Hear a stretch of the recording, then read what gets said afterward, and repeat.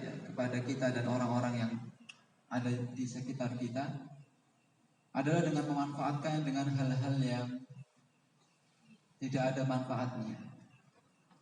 Namun di kesempatan malam hari ini Allah Subhanahu wa taala gerakkan hati kita.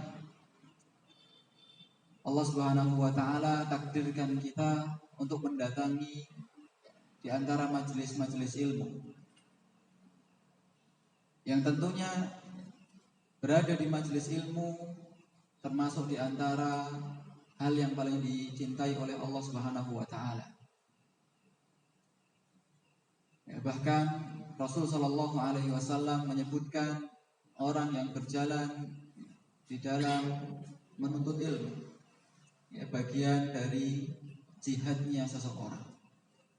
Ketika Allah Subhanahu Wa Taala memerintahkan kaum muslimin itu untuk berjihad di jalan Allah, ya Allah Subhanahu Wa Taala tetap memerintahkan sebagian dari orang-orang itu untuk menuntut ilmu, ya, sehingga tidak semua orang itu wajib Allah wajibkan untuk berjihad dengan jiwa dan hartanya di jalan Allah. Namun juga Allah Subhanahu wa taala perintahkan untuk sisakan, ya, orang-orang untuk menuntut ilmu. Tentu ini bagian dari keutamaan yang besar yang Allah Subhanahu wa taala berikan kepada orang-orang yang menyempatkan dirinya menyisakan sebagian dari waktunya untuk menuntut ilmu agama. Alhamdulillah, kita masih dalam kajian kitab Tazkiyatun Nufus, yang di kesempatan malam hari ini kita masih di bab yang keempat dalam pembahasan tanda hati yang sehat dan tanda hati yang sakit. Sudah kita selesaikan pembahasan dari tanda-tanda hati yang sehat, maka insya Allah kita masuk di pembahasan tanda hati yang sakit. Dan tanda-tanda hati yang sakit sudah kita jelaskan dua pembahasan. Tanda yang pertama adalah hati yang tidak mengenal Allah. Di pertemuan sebelumnya telah kita sampaikan di antara tanda hati yang sakit yang pertama adalah orang yang tidak mengenal Allah Subhanahu wa taala. Kemudian tanda hati yang kedua adalah dia tidak merasakan sakitnya hati dengan sebab-sebab luka kemaksiatan. Sehingga kemaksiatan yang dilakukan seseorang, dosa yang semakin menumpuk dikerjakan, itu tidak merasa kalau itu tuh suatu penyakit. Kemudian kita masuk di tanda hati yang ketiga, yaitu di halaman yang ke-96. Tanda hati yang sakit yang ketiga adalah tidak merasa sakit. Ini tanda hati yang sakit tapi tidak merasa sakit. Tidak merasa sakit yang seperti apa? Hati yang tanda hati yang sakit tapi tidak merasa sakit. Tanda hati yang sakit yang tidak merasa sakit dengan kebodohannya, ya, dengan kebodohannya atau ketidaktahuannya akan kebenaran. Sehingga tolak ukur pintar atau bodoh di dalam agama kita itu adalah bukan tingginya IQ orang. Ya, tolak pintar atau bodohnya di dalam agama kita bukan tingginya IQ, cepatnya menghafal, ya, seringnya ranking 1. Ya. Namun tingkat pintar ataupun tidak pintar di dalam syariat Islam adalah ketika orang itu semakin mengetahui kebenaran, maka dialah yang paling pintar. Ketika dia semakin jauh dari kebenaran, yaitu wahyu Allah dan syariat Rasul, maka itu diantara ciri dari kebodohan.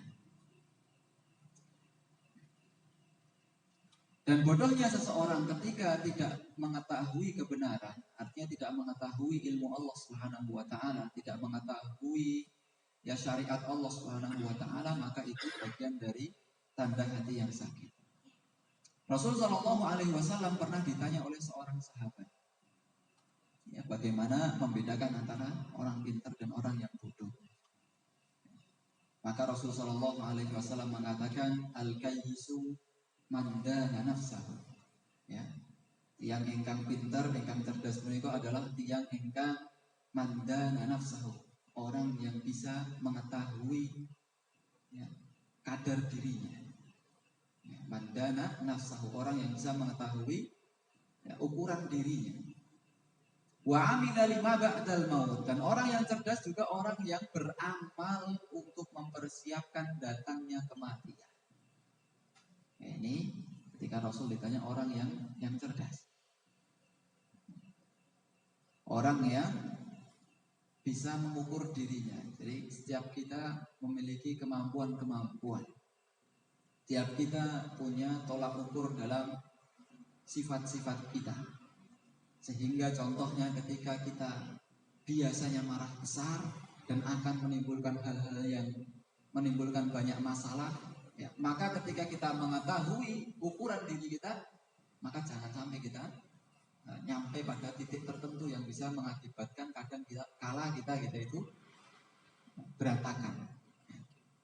Atau kadang-kala ketika saya terlalu lama berkumpul misalnya, saya pernah mengukur biasanya kalau saya sering kebanyakan ngomong, maka akan banyak omongan yang sia-sia.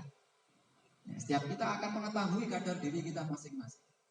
Atau semakin saya banyak ngomong dan bercerita, kadang saya membuat orang tertawa namun dengan cara yang berdusta. Ya. Maka jangan sampai ketika kita cerita, namun dengan cerita dusta. Atau membuat orang agar tertawa namun dengan cara-cara ngapusi. Nah, ini sesuatu yang Allah dan Rasulnya benci. Maka orang yang cerdas adalah orang yang pandai mengatur dirinya. Kemudian orang yang cerdas yang kedua yang Rasul sebutkan adalah orang yang wa amila lima ba'dal maut, orang yang beramal ya, untuk mempersiapkan apa yang akan datang setelah kematian ini. Ya, sehingga setelah kematian tersebut masih ada perjalanan yang lebih panjang. Okay. Setelah roh yang ada dalam jasad kita ini Allah Subhanahu wa taala cabut, niki tasih wonten perjalanan ingkang lebih panjang. Yang saat ini Allah Subhanahu wa taala tetapkan kita di dunia. Maka Allah menyebut dunia ini sebagai hal yang fana, sesuatu yang memang sifatnya sementara. Sehingga setelahnya masih ada perjalanan alam kubur. Di alam kubur pun ya Rasul menjelaskan ada nikmat dan di sana juga ada azab. Sehingga itu sudah menjadi gambaran akan nasibnya nanti dia ketika di akhirat, di surga ataupun di neraka. Setelah dari alam kubur masih melewati fase hari kebangkitan, masih melewati fase hari di padang mahsyar dikumpulkannya seluruh manusia. Di padang mahsyar masih melewati fase menunggu dihisapnya amal kebaikan kita. Ya, sehingga di padang mahsyar tersebut orang tidak lagi mikirkan siapa di depannya, siapa di belakangnya. Ya.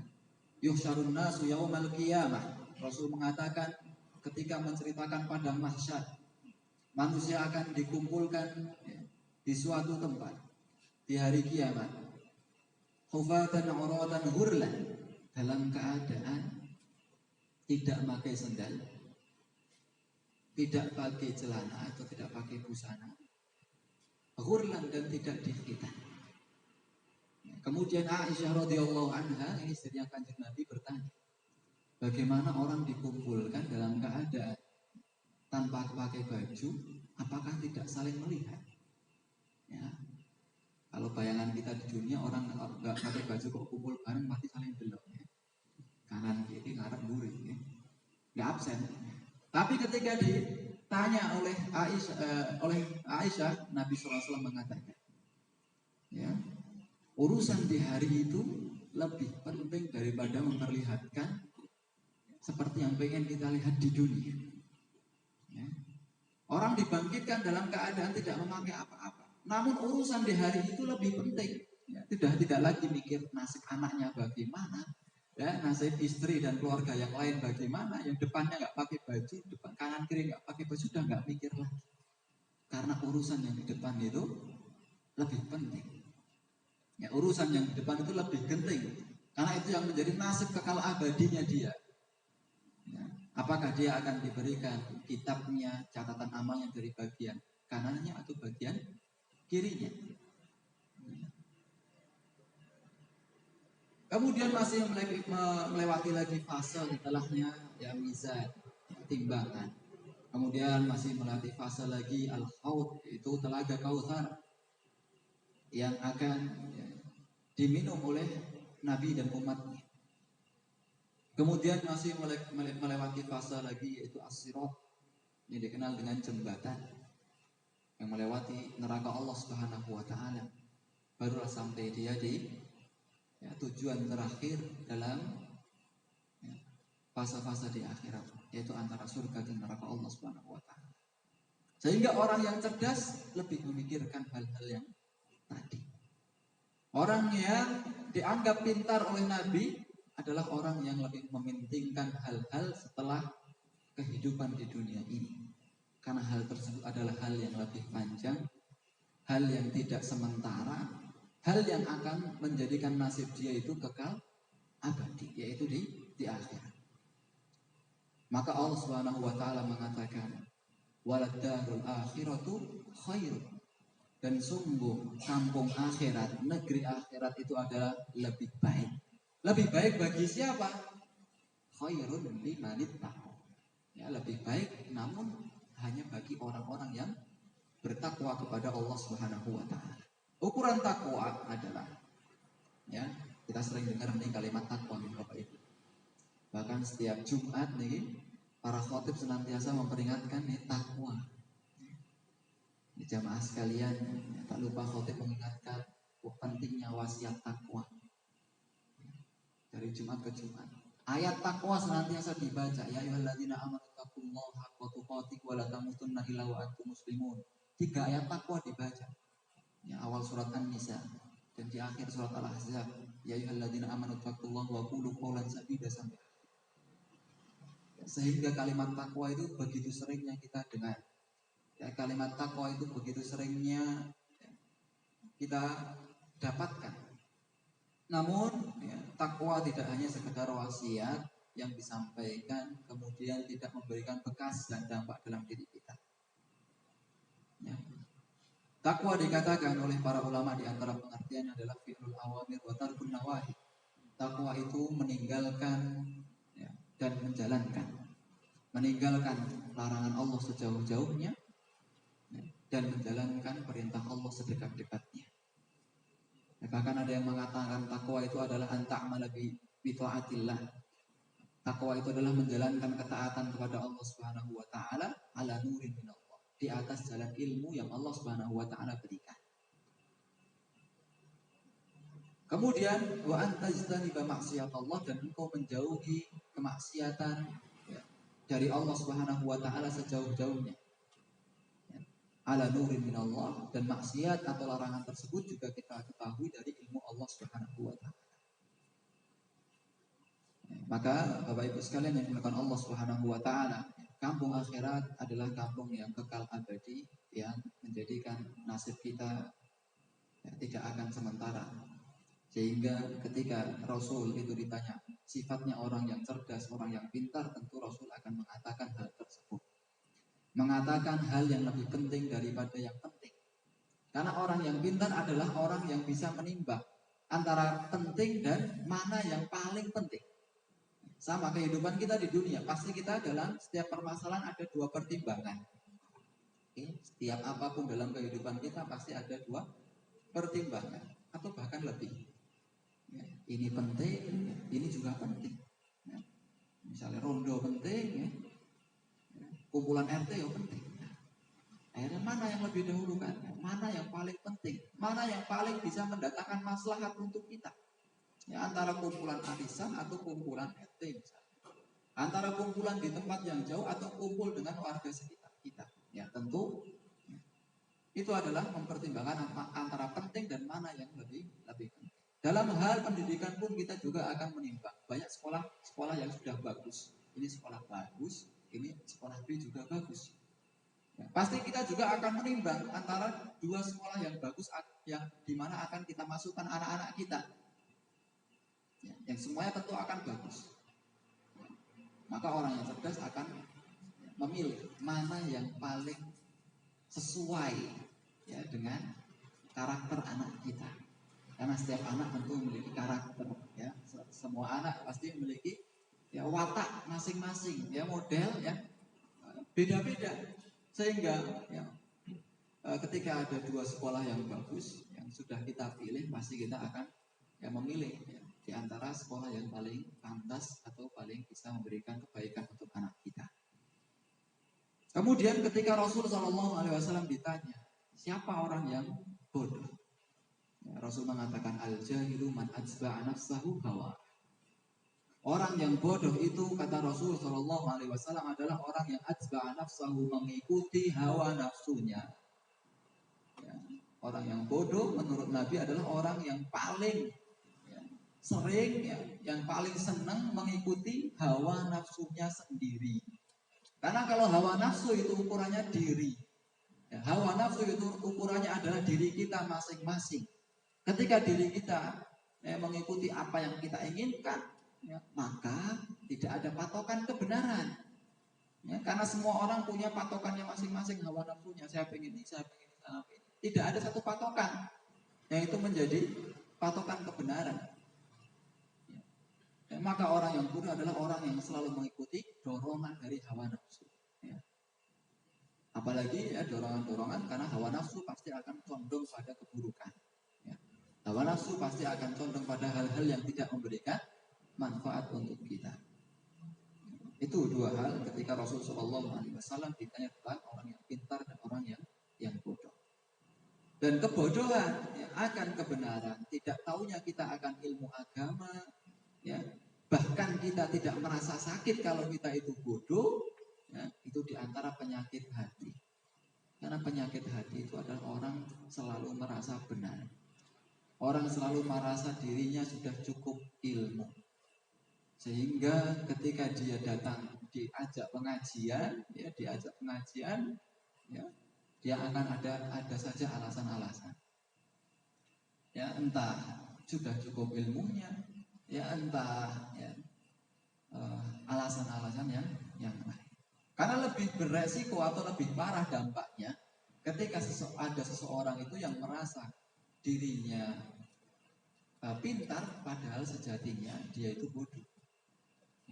Contohnya, ya, kalau ada orang bodoh tapi diri yang merasa bodoh itu penak, ya, dikandani atau kita nasihatin, oh, wudunya ini keliru misalnya, wudunya ini kurang tepat, ya.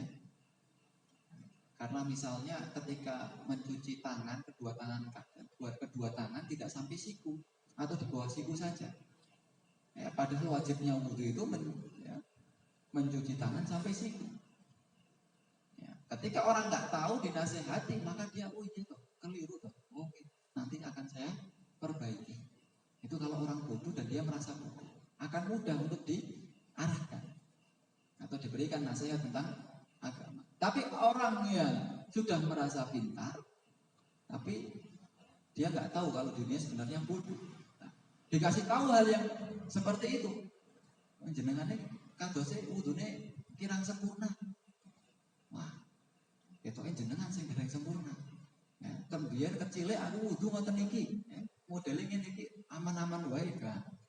Nah, ini malah panjang ceritanya, gitu. Maka itu adalah sesuatu hal yang tanda dari hati orang yang sakit. Bahkan seorang ulama mengatakan, ya, tidak ada dosa yang lebih buruk selain kebodohan. Ya, tidak ada dosa yang lebih buruk selain kebodohan. Tentu bodohnya di sini adalah bodoh tentang perkara agama, terkhusus dalam perkara-perkara yang Allah Subhanahu wa taala wajibkan untuk kita. Ya, karena Bapak Ibu sekalian yang dimuliakan Allah Subhanahu wa taala, tidak semua ilmu yang Allah Subhanahu wa taala syariatkan di dalam Al-Qur'an, yang Allah sampaikan dalam Al-Qur'an, tidak semua ilmu dalam hadis-hadis Nabi Shallallahu alaihi wasallam itu semua muslim itu wajib tahu. Ya, tidak semua muslim itu wajib mengetahui segalanya, apa yang ada dalam Al-Quran dan apa ada yang dalam hadis Rasul Shallallahu alaihi wasallam. Sehingga ketika dimaksudkan di dalam perkataan ulama ini tidak ada dosa yang lebih buruk dari kebodohan, adalah bodoh akan ilmu agama yang bersifat wajib. Ini perlu kita kasih tambahan. Ya, kita tidak tahu ya tentang ilmu agama yang sifatnya wajib untuk kita. Wajib itu apa? Wajib yang Allah Subhanahu wa taala memang wajibkan untuk kita. Ya, seperti halnya sholat 5 waktu, ya. Kemudian puasa, zakat, ya, kemudian haji bagi yang mampu. Ya, ilmu-ilmu tentang rukun Islam ini maka semuanya wajib. Karena memang Allah Subhanahu wa taala wajibkan kita untuk menjalankannya sebagai seorang muslim. Namun tidak semua ilmu agama yang Allah Subhanahu wa taala ya berikan atau Rasul SAW ajarkan itu kita ketahui semuanya. Kita nggak apa-apa tidak tahu. Kalau ada sebagian muslim sudah mengetahui. Ya, seperti halnya seperti hukum belajar misalnya hukum fikih atau usul fikih atau bahasa Arab. Ya. Al-Quran bahasa Arab semua ini saya nggak paham. Bagaimana kalau nggak belajar bahasa Arab apakah saya dosa? Ya.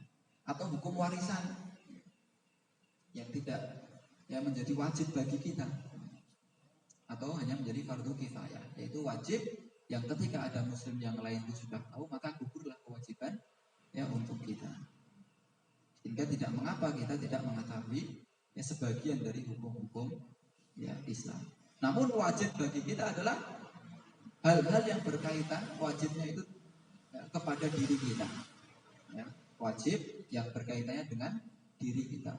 Ya di luar kewajiban yang telah Allah tetapkan, sholat, puasa, zakat, haji. Apa kewajiban yang ada kaitannya dengan diri kita? Kewajiban yang ada kaitannya dengan diri kita misalnya kita profesinya sebagai seorang pedagang di pasar. Kita profesi atau kesibukan kita memang sebagai seorang ya, pedagang di pasar. Maka ada kewajiban yang terkait dalam diri kita sebagai seorang pedagang di pasar. Apa? Hukum perdagangan Islam. Hukum jual beli. Misalnya jual beli haram kalau mengurangi timbangan. Nah ini harus tahu. Ya. Atau haram orang menyembunyikan barang yang buruk yang akan dia jual, yang ditampakkan yang bagus-bagus, namun ketika beli dicampur antara baik dan buruk. Nah, antara barang yang bagus dan barang yang jelek. Ya maka hukum-hukum seputar jual beli bagi seorang pedagang itu wajib hukum. Karena dia setiap hari berurusan dengan profesinya atau kesibukannya tersebut. Atau kewajiban bagi seorang yang ASN misalnya ya. ASN itu apa? PNS ya. Orang yang kerja di negara. Yang dia terikat kontrak dalam jangka tertentu. Ya, kemudian dia ada ikatan-ikatan dinas atau kewajiban yang harus ditunaikan. Maka apa yang wajib bagi kesibukannya tersebut, bagi kesibukan hariannya tersebut, maka wajib bagi dia mempelajari atau mengetahui hukum ya kaitannya tentang kontrak kerja, ya kaitannya dengan hukum bermuamalah dengan pekerjaannya. Dia seorang bawahan yang tentu memiliki atasan atau dia atasan yang memiliki bawahan, ya, dia wajib mengetahui hukum sosial ya dalam pekerjaannya tersebut. Ya, di antaranya misalnya tidak memutus kontrak secara tiba-tiba yang sudah dia tanda tangani di awal, atau dia menyelisih kontrak yang sudah tertulis ya dari kontrak kerjanya. Ini juga bagian dari hukum ya dalam pekerjaan tersebut. Karena Rasul mengatakan dalam sebuah hadis, al-muslimu ala syurutihi. Seorang muslim itu dipegang ya atas syarat-syarat yang pernah dia tetapkan. Ya, kalau dia pernah ada syarat kontrak kerja maka wajib ya, bagi seorang muslim untuk menepati kontrak kerjanya. Maka itu adalah hal-hal yang wajib yang kaitannya dengan ya, kesibukan atau aktivitas kita yang juga wajib kita ketahui. Kemudian Imam Sahal pernah ditanya, wahai Abu Muhammad, apa yang lebih buruk dari kebodohan? Ia adalah kebodohan akan kebodohan. Ya, maksudnya kebodohan akan kebodohan adalah dia bodoh namun tidak merasa kalau dirinya itu berbodoh, kalau dia itu bodoh. Lalu ada yang berkomentar dia benar, ya karena hal ini menutup pintu ilmu secara total. Ya ini diantara kerugian orang yang bodoh namun tidak merasa dirinya bodoh adalah tertutupnya jalan pintu ilmu. Ya, kita bayangkan saja diri kita sudah merasa tahu, ada yang menasehati kalau ini keliru. Nah, bila kita nggak menerima, berarti kan akan tertutup pengetahuan-pengetahuan yang lain yang akan kita dapatkan. Ya, sehingga tidak mendengarkan dulu materi atau nasihat yang disampaikan, justru kita memotong, ya, menolak. Ya, barangkali karena yang menyampaikan adalah orang yang lebih muda, atau yang menyampaikan adalah orang yang kita anggap remeh. Ya, maka yang di antara kerugian orang yang tidak mengetahui kalau dirinya itu tidak mengetahui, ya, adalah tertutupnya pintu ilmu secara total. Itu adalah tanda ketiga dari tanda hati orang yang sakit, tidak merasa sakit kalau dirinya itu bodoh akan kebenaran, sehingga tolak kebenaran tadi kita kembalikan pada Al-Quran dan hadis-hadis Rasul Shallallahu Alaihi Wasallam. Kemudian tanda yang keempat dari hati yang sakit adalah meninggalkan makanan yang bermanfaat dan memilih racun yang berbahaya. Ini perlu dicermati. Tanda hati yang sakit adalah meninggalkan makanan yang bermanfaat. Makanan yang bermanfaat ini adalah manfaat untuk hatinya, ya, bukan yang kita konsumsi, ya. Tapi makanan atau nutrisi yang bermanfaat untuk hati. Namun dia malah memilih racun yang berbahaya untuk hati. Nah, seperti keengganan, ketidakmauan sebagian besar orang untuk mendengarkan Al-Quran, ya. Tidak maunya kita untuk menyimak bacaan Al-Quran. Ketika Allah Subhanahu wa taala menyampaikan dalam surat Al-A'raf, fa idza quri'al Qur'an fastami'u lahu wa ansitu. Ketika dibacakan Al-Qur'an fastami'u lahu, maka simaklah bacaan tersebut, wa ansitu, dan diamlah. Artinya tidak membuat kegaduhan. Supaya apa? La'allakum turhamun. Allah menyebutkan orang yang nyimak bacaan Al-Qur'an, orang yang diam, rela untuk tidak berisik ketika Al-Quran itu dibacakan, ya, maka keuntungannya atau keutamaannya adalah akan mendapatkan rahmat Allah Subhanahu wa taala. Allah Subhanahu wa taala juga menceritakan tentang keengganan orang tidak mau membaca Al-Quran. Wa nunazzilu minal Qur'an ma huwa shifaa wa rahmatun lil mu'minin. Ya, orang-orang munafik atau orang-orang yang zalim itu sudah tahu kalau Al-Quran itu diturunkan sebagai obat, dan Allah turunkan Al-Quran sebagai rahmat lil mu'minin, bagi orang-orang beriman. Namun wala yazidud dzalimin, tidak akan didapatkan oleh orang-orang yang zalim. Ya, zalim di sini adalah orang yang tidak mengetahui tempat.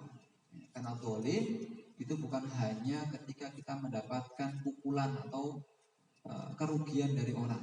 Ya, dikatakan kalimat zalim itu adalah ketika orang itu tidak menempatkan sesuatu pada tempatnya, itu zalim. Ya. Tidak menempatkan sesuatu yang harusnya di tempat tersebut, ya, namun dia tempatkan di tempat yang lain, maka ini kezaliman. Contoh kecilnya, ya, dalam keseharian kita sampah, udah ada tempat sampah, kita nggak buang di tempat sampah, itu zalim. Kenapa? Karena harusnya sampah itu di tempat sampah, bukan di sembarangan tempat, di parit, di kali, dan sebagainya. Maka dalam hal-hal kecil tersebut, ya, tentu Islam juga membahasnya. Maka zalim di sini adalah tidak menempatkan yang harusnya Al-Quran itu dia tempatkan, dia tadaburi, dia dengarkan, namun dia acuhkan, ya, tidak tempatkan bacaan Al-Quran pada semestinya. Ya, dia acuhkan, dia dengarkan sambil ngobrol, ya, bahkan dia lupakan itu kalau ada bacaan Al-Quran, ya.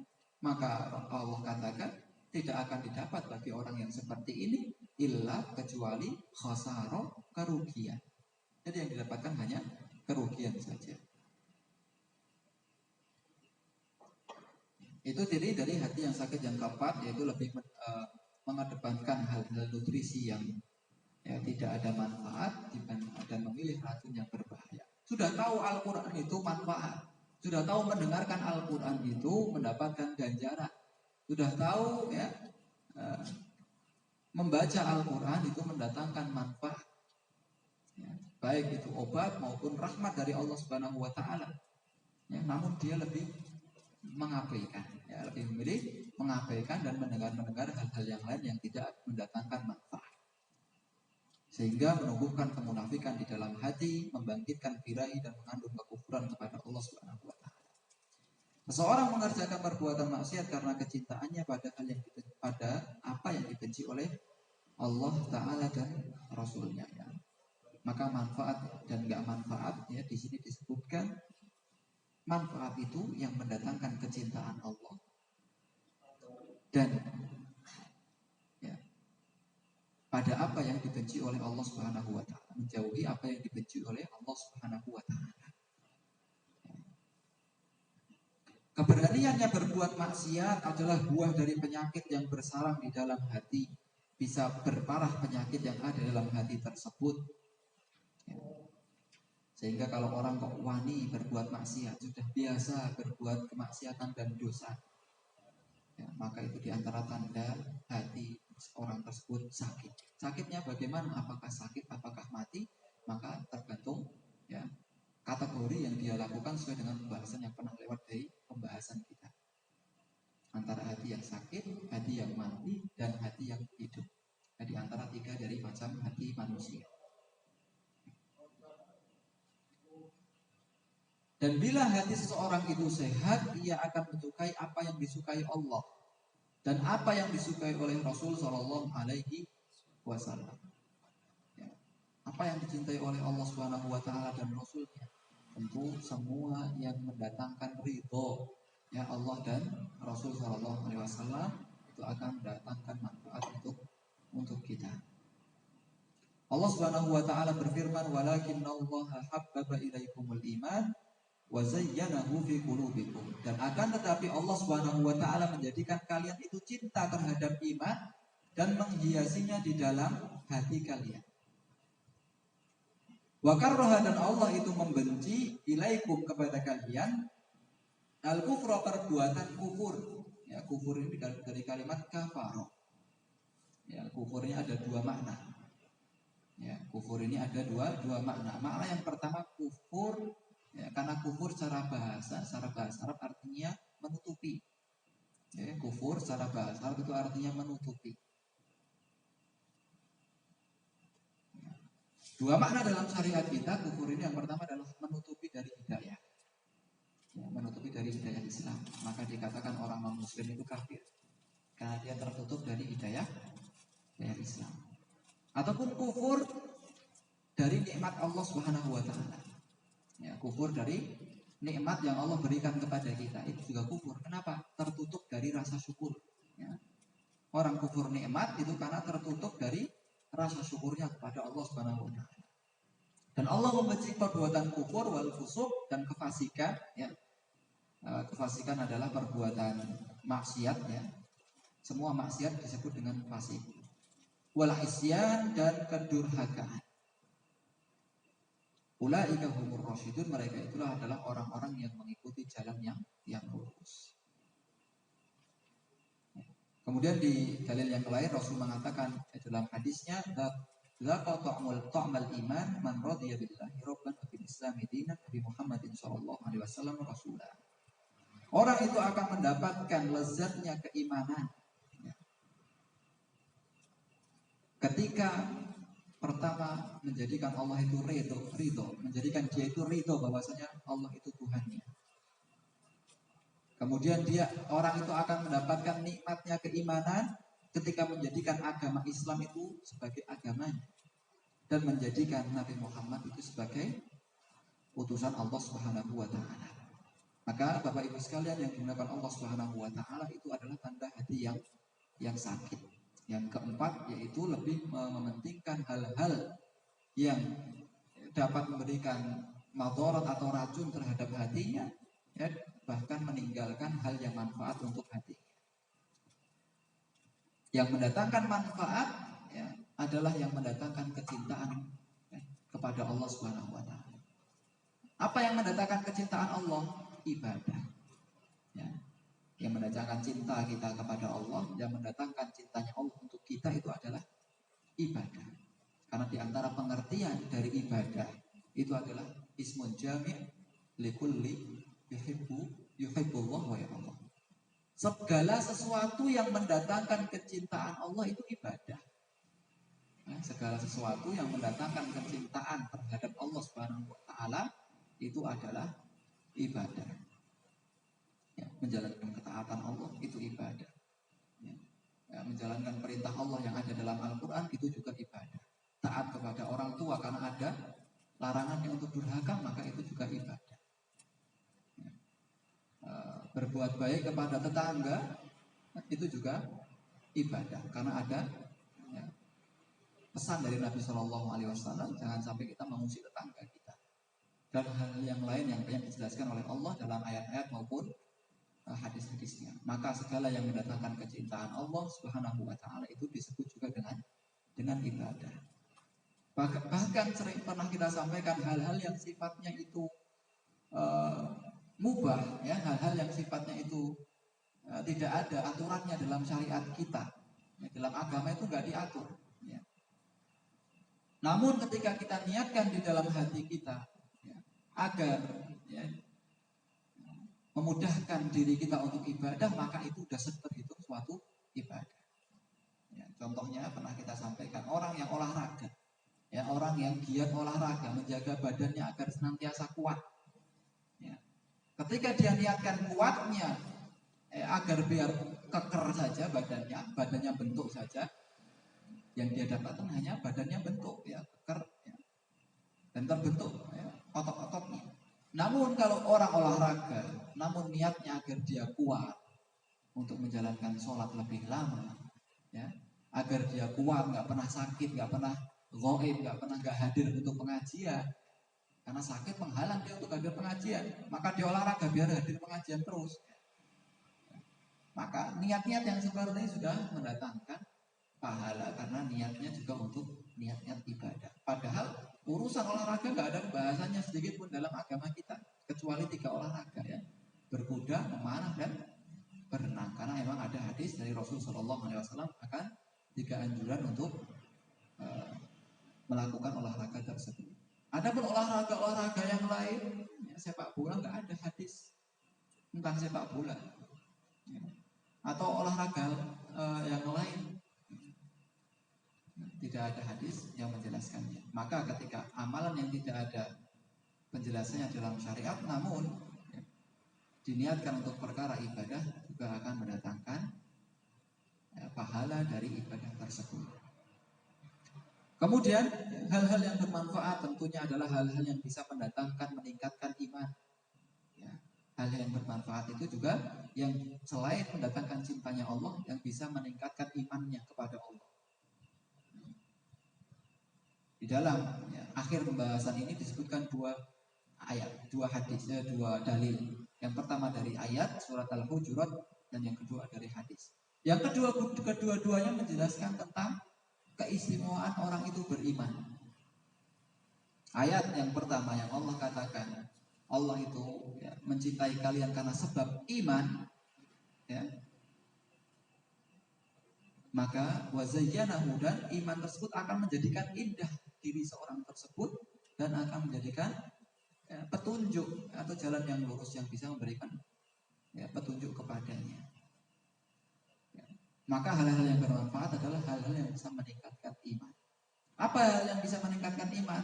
Mendengarkan hal-hal yang bermanfaat, mendengarkan Al-Quran, mendengarkan kajian-kajian yang itu akan meningkatkan keimanan kita, meningkatkan keyakinan kita kepada Allah Subhanahu wa taala. Semakin memantapkan kita akan agama Islam ini. Nah, itu diantara hal-hal yang bermanfaat. Apalagi hal yang bermanfaat? Ya, dijelaskan di dalil yang kedua di hadis. Orang akan mendapatkan manisnya iman, lezatnya iman. Ya, adalah dengan ridho Allah itu sebagai Tuhan, ridho Allah agama Islam sebagai agama kita, dan ridho sebagai Nabi Muhammad itu ya, sebagai utusan Allah Subhanahu wa taala. Ya, maka sikap ridhonya kita ya, beribadah, relanya kita capek-capek untuk ibadah, relanya kita menjalankan syariat Islam walaupun ya kadangkala diri kita menentang. Ya, tapi kalau ini syariat Islam, ini kewajiban Allah, ini ajaran nabinya Allah Subhanahu wa taala, maka saya ridho untuk melakukan kewajiban-kewajiban ini. Ya. Gak ada ngeluh ketika dia harus sholat 5 waktu. Gak ada perasaan aduh ketika dia harus bangun pagi untuk sholat subuh. Ya. Atau kalimat-kalimat yang lain yang seakan-akan dia gak rela kalau itu kewajiban yang udah Allah Subhanahu wa taala tetapkan. Ya. Itu bagian dari kita mendapatkan kelezatan iman. Ketika kita rela dengan semua syariat Allah, ketika kita ridho dengan apa yang sudah Nabi ajarkan dan Allah itu wajibkan untuk kita. Karena kadang-kala udah zuhur, udah sholat zuhur, baru kerja dikit, tahu-tahu udah asar. Ada hati kita sholat meneh, kan? Nggak rela kalau ada kewajiban lagi. Maka di antara bentuk yang bisa mendatangkan kita itu lezatnya adalah beriman kepada Allah adalah ridho dengan semua kewajiban yang Allah tetapkan untuk kita. Ya, tidak ada pertentangan sedikit pun. Beda dengan orang-orang munafik. Ya, beda dengan orang-orang yang munafik yang Allah sifati mereka sebagai sufaha, orang-orang yang bodoh, ya. Orang-orang yang tadi seperti pembahasan sebelumnya, orang yang merasa pintar dan tidak merasa kalau dirinya itu tidak mengetahui tentang ilmu agama Islam ini. Ya, sehingga Bapak Ibu sekalian yang dimuliakan Allah Subhanahu wa taala, di antara kiat untuk menikmati beragama kita adalah dengan ridho atas ketetapan Allah dan takdir Allah Subhanahu wa taala, baik yang bersifat agama atau dunia kita, baik yang takdir itu baik untuk kita ataupun takdir yang kita anggap itu tidak baik untuk kita, karena itu bagian dari ketetapan yang telah Allah Subhanahu wa taala tetapkan untuk kita. Kemudian tanda, masih ada 5 tanda, satu penjelasan itu masih ada, yang ke-6 sampai 10 itu tanpa ada penjelasan. Insyaallah pembahasan yang kelima dari tanda hati yang sakit yaitu cinta kepada dunia. Ya, ini sudah pernah lewat dari pembahasan kita sebelumnya. Insyaallah akan kita sampaikan di pertemuan yang akan datang. Wassalamualaikum warahmatullahi wabarakatuh. Barangkali ada pertanyaan terkait pembahasan yang kita sampaikan di kesempatan malam hari ini.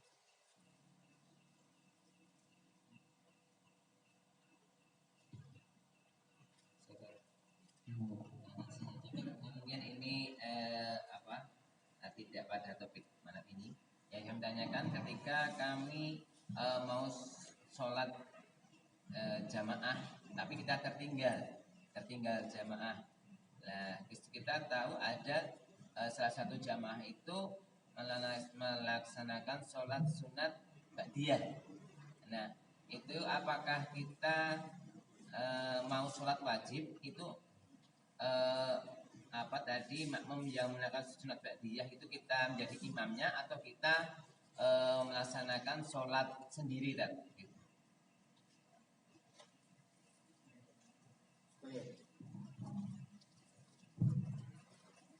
Jadi kita belum melaksanakan sholat wajib.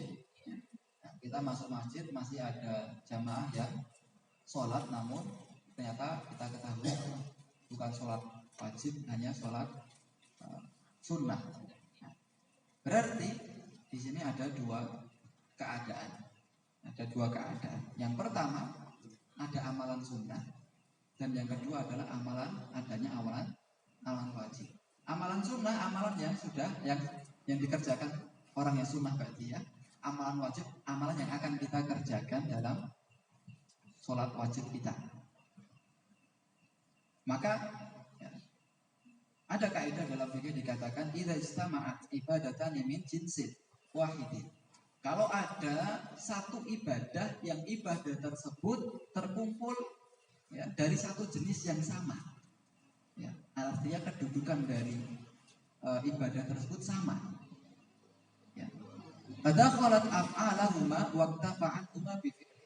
Maka boleh dimasukkan dari amalan yang sama tersebut terhadap amalan yang satunya lagi. Idza kana maqsuduhuma wahid. Kalau maksudnya itu sama. Ini dalam kaidah fikih, dalam qawaid fikih yang disampaikan oleh Syekh Nasir As-Sa'di.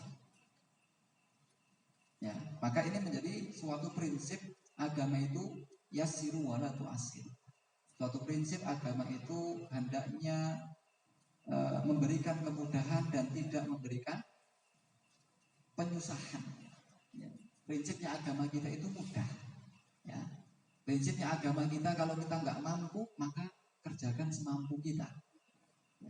Namun tentu dengan memang benar-benar kita nggak mampu, bukan pura-pura tidak mampu. maka hal-hal seperti ini adalah di antara bentuk prinsip kemudahan yang Allah Subhanahu wa taala berikan dan Rasulullah SAW ajarkan kepada kita. Fa innama bu'ithtu muyassirin. Di mana di hadis yang lain Rasul juga pernah mengatakan sesungguhnya aku ini diutus untuk mempermudah, ya, bukan untuk ya, wala ub'atsu mu'assirin, dan aku enggak diutus untuk mempersusah manusia. Maka ketika ada ya, pendapat yang seperti yang kita sampaikan, kalau ada amalan itu sama, ya tingkat kewajibannya, maka boleh untuk dijalankan, atau sama-sama sunnah boleh untuk dikaitkan.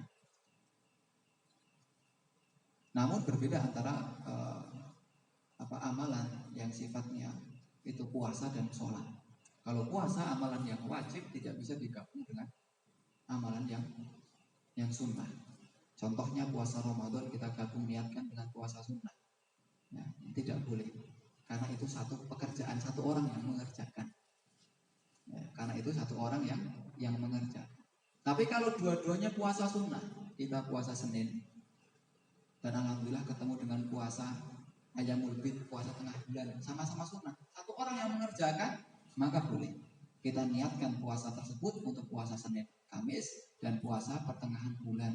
Ketemu lagi dengan puasa Arafah, kita niatkan juga dengan puasa Arafah, juga itu akan mendapatkan 3 pahala sekaligus. Namun dalam perkara sholat berbeda, karena kaitannya yang menjalankan sholat bukan satu orang, tapi dua sisi, ya, antara imam dan makmum, ya, bukan sendiri. Kalau puasa kan sendiri, nggak mungkin kita nebeng puasanya orang, puasaku, gitu kan, nggak mungkin. Tapi kalau sholat ada 2 sisi, ya, antara imam dan antara makmum. Maka ya, kedua ya, dari amalan tersebut boleh, ya, menurut yang kita pelajari itu boleh, ya, seperti halnya kita ketika masuk masjid, ya, dan di sana ada sholat misalnya Ramadan, ya, biasanya yang terjadi kalau di keadaan puasa adalah hal-hal ketika sholat Ramadan, sholat taraweh, kita masuk belum sholat isya, kan sama, ya. Ternyata yang di dalam sudah sholat taraweh, ya, ternyata yang di dalam sudah sholat taraweh. Apakah kita sholat sendiri atau sholat gabung dengan imam yang ada? Ya. Maka boleh kita bergabung dengan imam yang ada, tinggal menambahi kekurangan sholat yang kita kerjakan. Maka ketika ada orang yang kita ketahui itu sedang sholat ba'diyah, kemudian kita berjamaah dengannya, dengan syarat kita udah nggak punya jamaah lagi, karena kita timbang mana yang lebih utama dalam melakukan suatu ibadah. Kita membangun ibadah baru, ya, dengan jamaah yang kedua, dan ada jamaah yang lain yang mengikuti kita, itu lebih utama daripada kita nimbrung orang yang sedang sholat. Pertimbangannya apa kok kita membuat jamaah baru itu lebih utama? Ya, karena dia akan mendapatkan pahala berjamaah dari awal. Ya, dia akan mendapatkan pahala berjamaah itu sudah dari awal, karena dia mengawali dan punya jamaah. Ya. Kalau dia, ya, nimbrung dengan jamaah atau seorang yang sholat, misalnya sholat masbuk atau kita jadikan imam, kemudian kita ikut, ya, maka di antara nilai, ya, yang bisa mengurangi dari kelebihan yang tadi adalah kita ikut pertengahan dari jamaah orang tersebut yang pertama, kemudian bisa jadi kita mengganggu konsentrasi orang yang kita ajak sholat tadi, sehingga bolehnya kita ketika sholat bermakmum terhadap orang-orang yang melaksanakan sholat sunnah. Ya, namun ketika kita masuk masjid, namun kita ngerasa ada jamaah lain yang belum sholat, maka yang afdal, yang lebih utama dalam pertimbangan ini adalah kita menjalankan jamaah baru, ya, kita melakukan jamaah baru dengan jamaah yang lain daripada kita nimbrung orang yang sholat tadi. Allahu a'lam bishawab.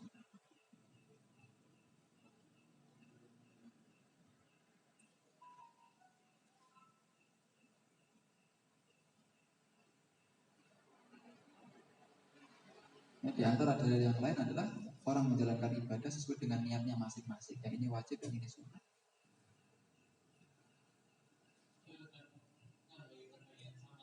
Oh, gitu. Ini terkait dengan apa? Terkait dengan pernikahan saja. Terutama saya kan tadi dia. Kemudian kan ada orang biasanya nempel itu dia. Sedangkan saya niatnya kan sunnah. Dia minta saya jadi imam. Itu apakah saya tetap bertindak sebagai imam atau bagaimana? Dalam arti supaya mau rukuk ya saya Allah Akbar itu atau hanya diam saja terkait penyikapan saja. Penyikapannya. Nah, Namun ketika kita sudah ada tahu ada jamaah yang nunjuk kita atau ngasih isyarat kepada kita untuk jadi imam, maka tetap kita jadi imam. Artinya dua pertimbangan tadi bukan arti tidak boleh, ya. Dua pertimbangan tadi bukan artinya tidak boleh. Namun kita mempertimbangkan mana yang lebih utama yang hendaknya kita kerjakan, membangun jamaah baru atau nimbrung imam. Oh, kita ketahui ternyata yang lebih utama hendaknya dia gabung jamaah baru, kita nggak mau jadi imam nih. Di antara kekurangan juga belum tentu yang kita teplok tadi siap jadi imam soalnya kadang. Ya. Ini orang main-main teplok saya jadi imam, saya nggak siap jadi imam kan repot juga Pak ya.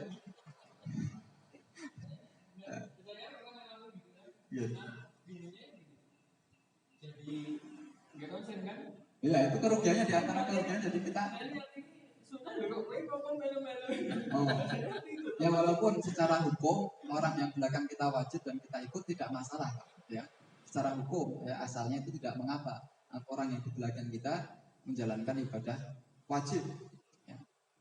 Walaupun kita juga sedang menjalankan ibadah sunnah. Namun ketika hitung-hitung mana yang lebih utama yang kita kerjakan, ya tetap harus membangun jamaah baru daripada harus nimbrung jadi makmum di imam yang telat. Karena kemungkinan tadi kadang-kala mungkin imam yang kita tunjuk nggak siap, atau mungkin orangnya nggak tahu, ya bingung, ya malah repot. Namun ketika kita sudah mengetahui kalau ternyata di belakang kita ada orang yang ngasih isyarat kita untuk jadi imam, maka lanjutkan buat teman-teman untuk carikan kita menjadi imam. Karena orang yang rokaatnya 2, mungkin barangkali orang yang sholat wajib itu rokaatnya 4.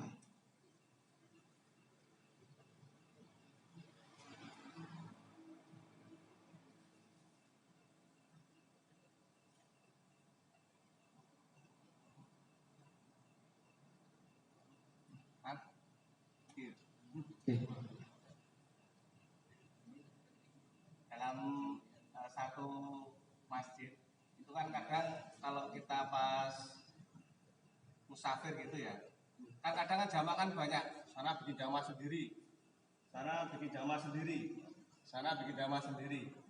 Padahal kan utamanya kan cuma satu jamaah gitu ya. Dalam satu masjid. Iya. Nah itu misalnya kita kan sudah baris rapi satu baris gitu, ternyata yang paling ujung sana itu bikin jamaah sendiri, duduk bikin jamaah gitu. Nah itu utamanya gimana? Atau kita terus sudah rapi tuh bubar itu dari sana, atau kita bikin jamaah sendiri? Ya sering terjadi itu. Ya, karena alhamdulillah tadi saya lewat di Masjid Ahmad Dahlan di Jalan Paris yang itu jadi markasnya Lazis Mukundong ya. Ada tulisan sudah Pak di situ Pak, karena mungkin biasa ada musafir masuk kan di temboknya ada tulisan. Kalau sudah di dalam tidak diperkenankan untuk membuat jamaah baru ketika masuk masjid sudah ada jamaah. Sudah ada tulisan, jadi itu ya, memang mengalahkan jamaah sebenarnya. Kadang-kala jamaah itu memang nggak tahu, ya. Karena jamaah itu memang nggak tahu. Kalau orang nggak tahu ya gimana kita menghukumi orang nggak tahu. Memang ilmu belum sampai ya. Ya barangkali memang belum sama sekali belum mengetahui atau emang nggak mau gengsi gabung ya. Beda lain kalau bahasan itu. Jadi kalau ada keadaan masjid kita musafir, kemudian di sana ada macam-macam ya, jamaah ya. Karena di dalam sebuah hadis ya tentu Rasulullah SAW menyampaikan ya sholatul rajuli ma'ar rajuli azka min sholati wahdah. Orang yang sholatnya laki-laki dengan laki-laki, ya, seseorang dengan orang lain itu lebih utama. Artinya jamaah itu lebih utama dibandingkan kita sholat sendiri. Ya, itu yang pertama. Ada jamaah, jangan lagi kita nambah jamaah yang pertama. Yang malah timbul lagi yang di belakang kita. Kemudian wa sholatuhu ma rajulain azka min sholatihi ma rajul. Dan orang yang sholatnya itu dua, ya, orang yang sholatnya itu dua, itu lebih utama dibandingkan orang dia sholatnya dengan satu tambah satu dengan satu. Kemudian wa sholatuhu ma thalatha. Ya, Rasul mengatakan sholatnya orang itu ketika dengan 3 orang azka itu lebih afdol, lebih baik dibandingkan ya, dia sholat dengan 2 orang. Ya. Wa kullama kathura fa huwa azka. Ya. Semakin banyak jamaah itu maka itu semakin baik wa atyab, dan itu semakin ya semakin kebanyakan itu didapat. Maka ketika kita masuk masjid yang tadi kasusnya jamaah oke, ya, kita cari yang paling banyak jamaahnya. Ya. Kita cari paling banyak jamaahnya. Jangan kita ikut loro, kita lebih cepat. Ya. Maka di dalam hadis ini mengutamakan tentang kelebihan yang jamaahnya lebih banyak itu lebih utama dibandingkan sholat satu-satu atau jamaahnya hanya 2 atau jamaahnya hanya 3. Dan ini adalah hadis yang sahih yang diriwayatkan oleh Abu Dawud dan Nasai. Mungkin pertimbangannya seperti itu ya Pak. Kalau ada jamaah, cari yang paling banyak jamaah. Atau kita sudah misalnya jamaahnya 20, ada yang datang 5, kita tetap bikin sendiri aja ya. Yeah. Kita rombongan 20, karena ada rombongan 5. Kalau Oh, kita iya. jamaah sendiri kita juga. Karena kita belum memulai, ya maka tetap kita harus itu orang yang sudah duluan jamaah. Kemudian 5 bukan memulai kita jamaah. lari ke sana ya. Iya. Walaupun rombongan safar kita 20, ada jamaah cuma 5, ya jangan kita kayak aku. Karena kembali ke hukum pertama, ya. Hukum pertama adalah nggak boleh adanya 2 jamaah dalam satu masjid. Ya. Kemudian kasus yang kedua, kasus ada 2 jamaah sudah ada nih. Ya. Kalau yang kasus pertama kan tadi bang jamaahnya baru 1. Maka tentu kita memilih yang lebih jamaahnya kalau sudah ada 2 jamaah yang sholat. Kemudian kalau belum ada jamaah ya jangan kita membuat jamaah baru untuk menambah masalah baru. Masalahnya yang foto, harus sama mau kan, uang ting dari pentali bukan yang foto kan, maka jamaah dulu. Jadi kacau baru.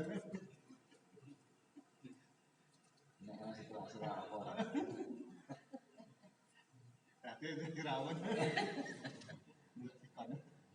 Namun ya tadi kita kembali ke prinsip lagi. Ya, agama Islam dibangun untuk mempermudah kita. Kadang-kala memang ada tempat yang seperti yang disebutkan tadi. Memang tempatnya khusus orang ramai. Ya, memang tempatnya itu khusus untuk orang ramai. Jadi orang ramai seperti pasar, ya, seperti di pinggir-pinggir jalan orang banyak sholat, ya memang ya, keadaannya seperti itu. Bahkan di antara para ulama mereka hanya sekedar bukan melarang, tapi memakruhkan saja. Ya, di antara level hukumnya diturunkan. Ya, hal-hal yang seperti ini tidak menjadi larangan, tapi menjadi level yang makruh. Ya. Makruh itu di bawah haram, namun kalau sering dikerjakan menjadi haram. Ya. Allah, semoga bisa memberikan manfaat kebaikan untuk kita dan kami pribadi. Dan mohon maaf bila ada salah kata yang kita sampaikan.